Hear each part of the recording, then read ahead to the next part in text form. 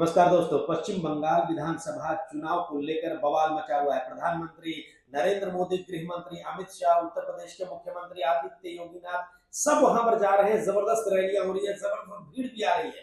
और इस बीच जो हंगामा मचा, जो बवाल फूटा, वो आपने देखा होगा। उसकी चर्चा हम करेंगे। मेरे साथ हैं इकबाल ममदानी, जाने माने पत्रकार है और इन डेप्थ स्टोरी करने वाले इन्वेस्टिगेटिव जर्नलिस्ट हैं। इकबाल जी, सबसे पहले आपका स्वागत है मेरे साथ। शुक्रिया संजय जी। आप देख रहे होंगे, पूरे देश की जनता ने देखा कि किस तरीके से बवाल मच गया पश्चिम बंगाल में। एक स्टिंग ऑपरेशन जिसका कि सीधे सीधे आरोप लगाया जा रहा है कि भारतीय जनता पार्टी ने यह किया था। बताइए, क्या लग रहा है कि चौथी बार मुख्यमंत्री एक बार फिर से बनेंगी ममता बनर्जी? देखिए संजय, मैं आपको पहले तो ये बता दूं कि वेस्ट बंगाल में जो चुनाव होने हैं उसमें 294 सीट्स हैं, जो 2 फेज़ के अंदर इलेक्शंस होने हैं और इसके अंदर 23 और 29 अप्रैल को जो है वो इलेक्शंस होने हैं और 4 तारीख को इसकी रिजल्ट काउंटिंग जो है, वोटिंग है, वो होने वाली है। पहले फेज़ के अंदर 152 है और दूसरे फेज़ में 142 जो सीट्स है उस पर इलेक्शंस होने हैं। लगभग जो वोटर्स की संख्या है 6.7 करोड़ के आसपास बताई जा रही है और जिसके अंदर फर्स्ट फेज़ के अंदर 3.6 करोड़ जो वोटर्स जो है अपना वोट डालेंगे।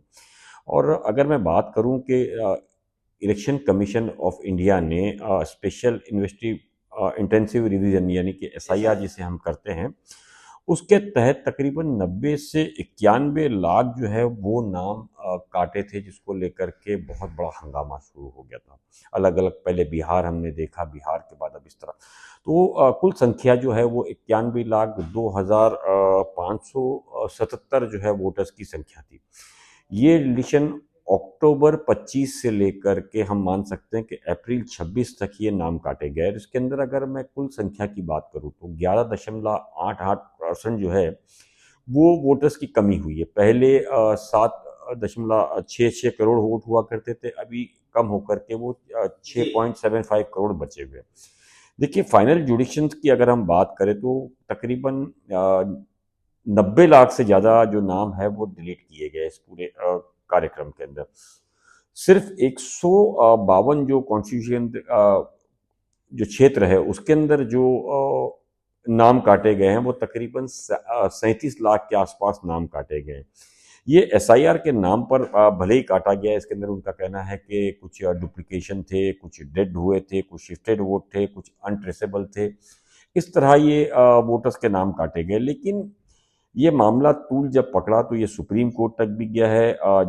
ये जो जुडिशियल ऑफिसर्स होते हैं जो वेरिफिकेशन में जिनको लगाया गया था, तो ईसीए को ये भी कहा गया है कि डिलीट करने का जो प्रोसेस होता है वो ट्रांसपेरेंट रखे।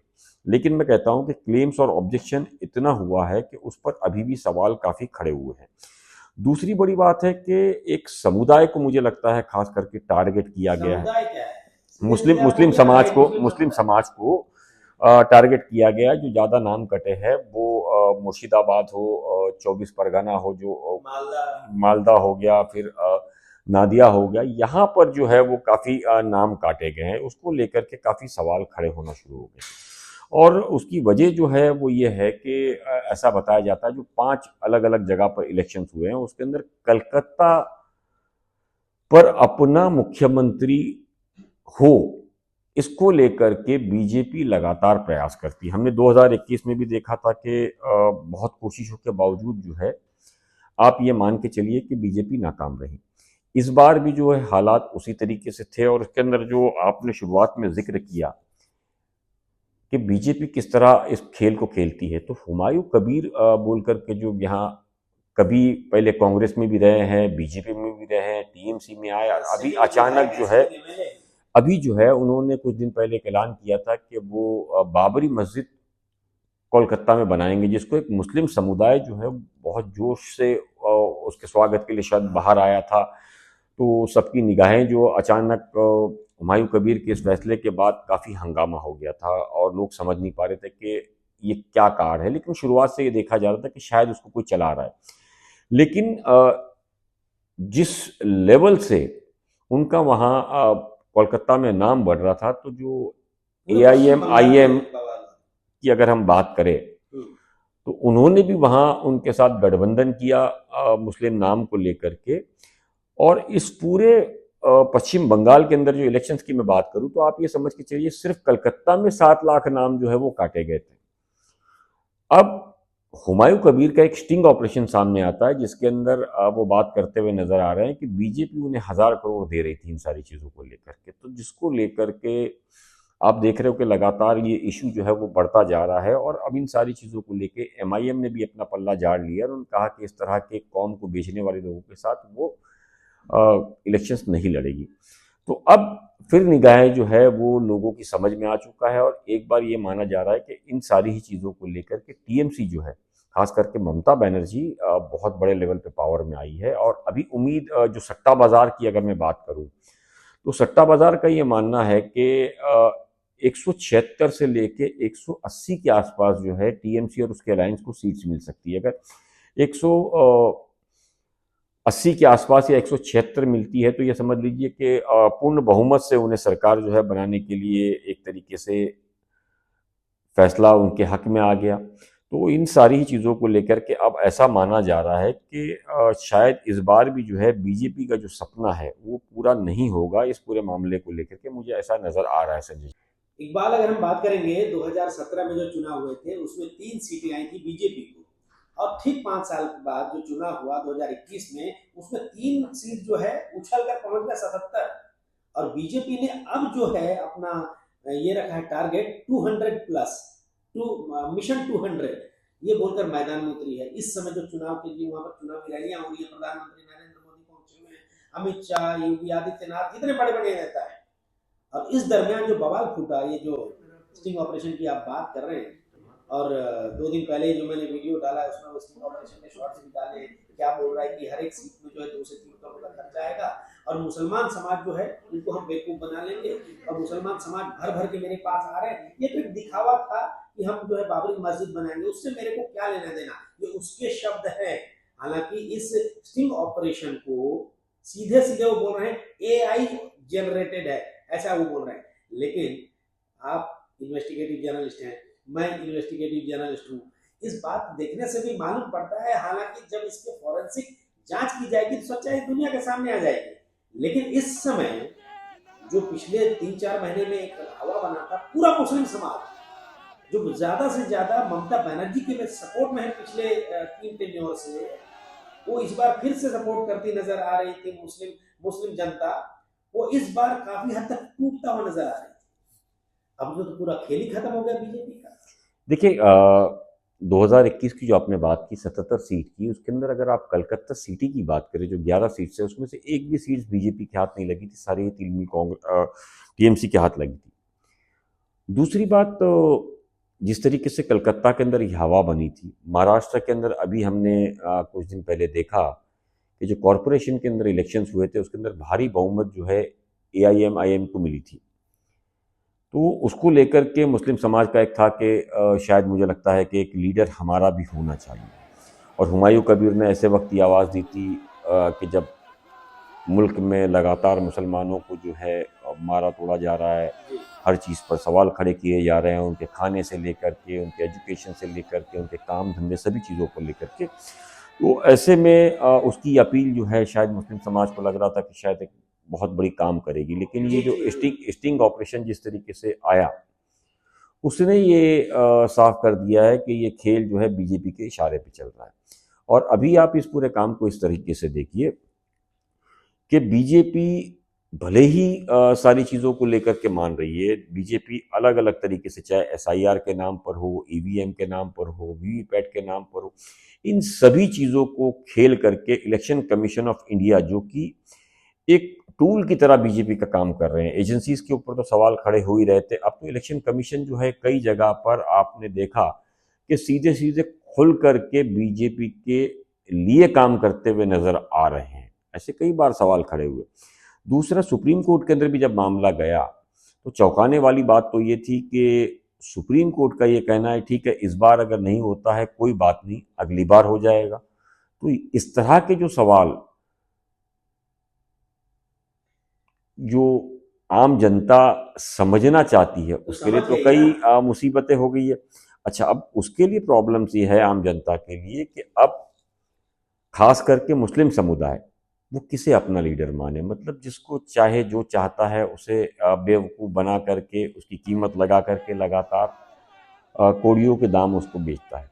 तो मुस्लिम समाज के पास अब ऑप्शंस नहीं है टीम सी के अलावा। अगर मुस्लिम समाज समझो, अगर जिस तरीके से खबरें आ रही है और वो एकजुट होकर के ममता बनर्जी के साथ खड़ा हुआ है, तो आप ये मान के चलिए कि मुझे नहीं लगता है कि इनका सपना सही तरीके तो साकार होगा। बीजेपी का सपना जिस तरीके से महाराष्ट्र का रिजल्ट है, बिहार का रिजल्ट है, अगर ऐसा कोई खेल हो गया तब बात अलग है, बाकी चांसेस मुझे तो नजर नहीं आते हैं। आप बताइए, आप इन्वेस्टिगेशन से इतने सालों से जुड़े हुए हैं, मुझे लगता है 35 साल से ऊपर हो गया है। इस पूरे मामले में जो आरोप लगते रहे, जो तस्वीरें आती हैं कि दीदी टैक्स चलता है पश्चिम बंगाल में, और जो है वहां पर जिससे बहुत जबरदस्त भ्रष्टाचार है ममता बनर्जी के खिलाफ, और ईडी भी जिस तरीके से काम कर रही है। एक बार तो ईडी किसी उनके मिस्टर जैन थे, उनके वहां पर पहुंची और वहां से ममता बनर्जी फाइल लेकर भागती हुई नजर आई। इन सभी पिक्चर्स को पोर्ट्रे किया जा रहा है बीजेपी के तरफ से, और ऊपर से जब ये बवाल आ गया स्टिंग ऑपरेशन वाला, तो लोगों के मन में तो एक तस्वीर पहले से ही बन चुकी थी, बनाई जा रही थी कि भाई ममता बनर्जी जो है उसकी सरकार भ्रष्टाचार में लिप्त है, और साथ में ही मुसलमानों के लिए कोई काम नहीं कर रही है, दूसरे दबे कुचले लोगों के लिए काम नहीं कर रही है, सिर्फ भ्रष्टाचार है और टैक्स ले रहे हैं, दीदी टैक्स, ये सारे आरोप लग रहे थे। तो अब जो है ये जो भांडा फूटा है 1000 करोड़ वाला जो चर्चे में है, इससे आपको नहीं लग रहा कि मुस्लिम समाज को बेवकूफ बनाया जा सकता है? आराम से वो खुद बोल रहे हैं, और ऐसे में एआईएमआईएम के चीफ असल में असदुद्दीन ओवैसी हाथ मिलाए फिर हाथ छोड़ दिए। इलेक्शंस के अंदर जो है ना, नैरेटिव काफ़ी काम करते हैं, एक भूमिका बनाई जाती है। और बीजेपी अगर ये बात कर रही है कि दीदी काम नहीं कर रही है, अभी आपने कुछ दिन पहले देखा कि हेमंत बिश्वा शर्मा का एक मीडिया से बात करते हुए एक बाइट आई थी, उन्होंने कहा मंदिर के पास गौ मांस ना खाए, घर में खाए। जी जी। तो इलेक्शंस पीरियड के अंदर गौ मांस खाना जो है वो भी चलता है, बाकी समय विरोध। बाकी समय विरोध।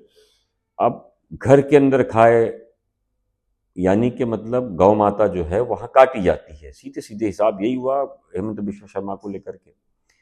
तभी तो खाने की बात आती ना। आप चलिए मंदिर और ये सारी चीजों को छोड़ दीजिए, मतलब आप आसाम गोवा के अंदर कानून अलग रखते हैं, दूसरे राज्यों में जो बीजेपी राज्य है उसमें कानून आपके अलग हो जाते हैं।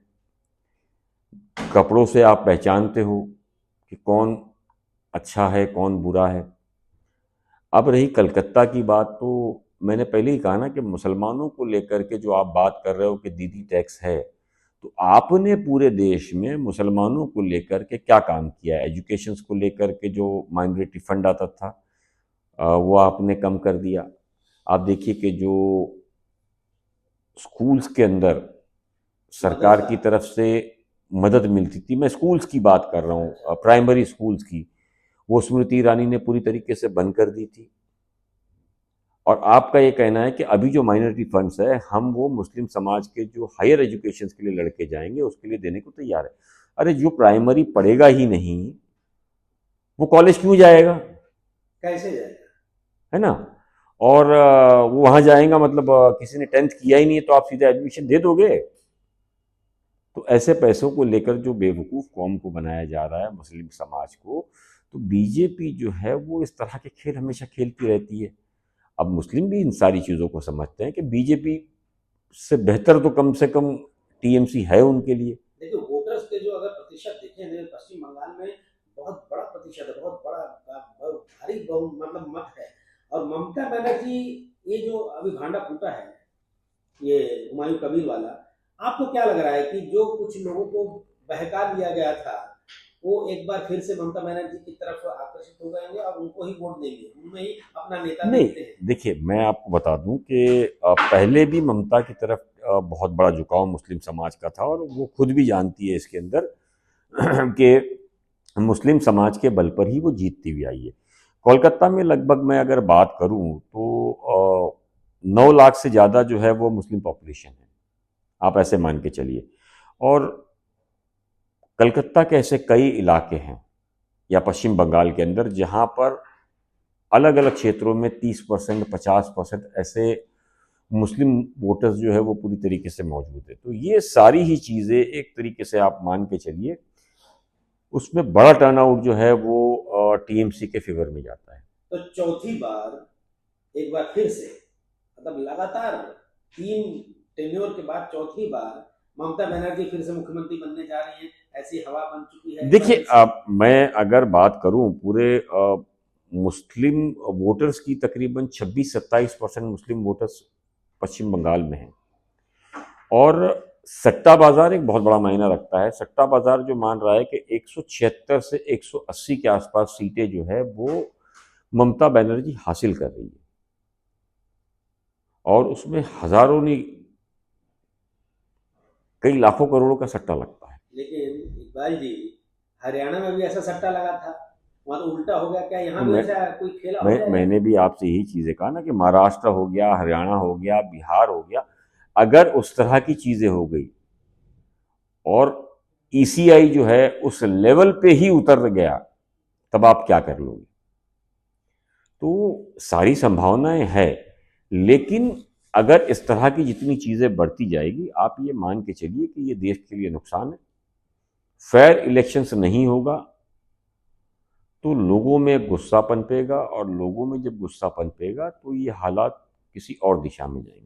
देखिए, करीब करीब 34 साल तक लेफ्ट की सरकार थी, लेफ्ट की सत्ता थी पश्चिम बंगाल में। उसको हराकर, जिसकी जड़ें भयंकर मजबूत थी, लेफ्ट पार्टी, ज्योति बसु थे, उसके बाद बुद्धदेव भट्टाचार्य थे। बुद्धदेव भट्टाचार्य की सरकार को, मतलब उनकी पार्टी को हराकर 2011 में पहली बार मुख्यमंत्री भी नहीं, फिर दूसरी बार, फिर तीसरी बार, अभी चौथी बार के लिए मैदान में है। तो ऐसे में एक बात जो मैंने देखा है, मैं बहुत बार कई सालों से जाता हूँ पश्चिम बंगाल, मुझे कई रिलेटिव्स भी हैं, कि वहां पर अगर कोई बस में आप ट्रेवल कर रहे हैं, ट्रेन में ट्रेवल कर रहे हैं, अगर कोई बच्ची खड़ी नजर आ जाए जो सीट पर नहीं है, तो लोग बोलते हैं माँ बोशो, ये बोशे जान, मतलब माँ, मतलब बच्ची को भी माँ बोलते हैं, बूढ़ी को भी माँ बोलते हैं, कोई लेडी जवान उसको भी माँ बोलते हैं, जो सभ्य संस्कृत लोग हैं। तो ऐसे में एक महिला को पश्चिम बंगाल जो है उसमें अपना एक अपना तो देखता है, माँ का रूप देखता है, मुझे लगता है। और वहां पर वैसे भी दुर्गा माँ, काली माँ का प्रभुत्व है, तो लगता है कि एक बार फिर से ममता बनर्जी जो है, देखिए, कामयाब नहीं होने देगी। ममता बनर्जी अभी तक तो नंबर 1 पे चल रही है, मुझे ऐसा लगता है। लेकिन हमने बिहार, महाराष्ट्र के अंदर कई ऐसी स्कीम्स देखी जो अचानक आपके अकाउंट्स में चली जाती है, उसके बाद ये सारे ही लोग, जो खास करके महिला वोटर्स जो है वो घूमती हुई नजर आती है। नहीं, लेकिन पश्चिम बंगाल में ममता बनर्जी ने महिलाओं के लिए बहुत काम किया है। देखिए कई काम अलग अलग राज्यों में भी हुए हैं, लेकिन हमने वो देखा ना कि उसके बावजूद जो मीडिया ये माना जाता है कि बीजेपी का फेवर कर रहा है, वो मीडिया बीजेपी को हराता हुआ दिखाता है, लेकिन एक साइड जो है वो जीत हासिल की है। तो अभी भी मुझे लगता है कि सरकार एसआईआर के नाम पर, ईवीएम के नाम पर जो खेल कर रही है, वो खेल न हो तो बेहतर है। हालात तो वैसे ही लग रहा है कि जीत को लेकर के कुछ भी और कैसे भी करेंगे। नहीं, मजबूती किसकी लग रही है इस समय, आज की बात करें, लास्ट बोलते जाइए फाइनल। देखिए, अभी तक तो मैंने आपको बताया कि ममता बनर्जी जो है वो बढ़त हासिल करते हुए दिख रही है। चलिए, बहुत बहुत धन्यवाद। ये एक बहुत बड़ी बात है जो इकबाल ममनानी, जो कि राजनीति की बहुत गहरी परख रखते हैं और जानकारी रखते हैं। पश्चिम बंगाल भी उनका बहुत आना जाना लगा रहता है, वहाँ के लोगों से भी, और पुराने पत्रकार तो हैं। तो इकबाल जी, बहुत बहुत धन्यवाद। और मुझे भी लग रहा है कि इस समय जो तस्वीरें हैं आ रही हैं, मेरे भी बहुत सारे लोग हैं वहाँ पे, जान पहचान की बातचीत होती रहती है, मैं भी जाते आते रहता हूँ, कि ममता बनर्जी को हिलाना बहुत मुश्किल है। चलिए, नमस्कार। आपके मन में क्या है, क्या तस्वीरें उभर रही है? अगर आप पश्चिम बंगाल से वीडियो देख रहे हैं तो कमेंट सेक्शन में जरूर लिखिए कि हकीकत क्या है। नमस्कार। Thank you.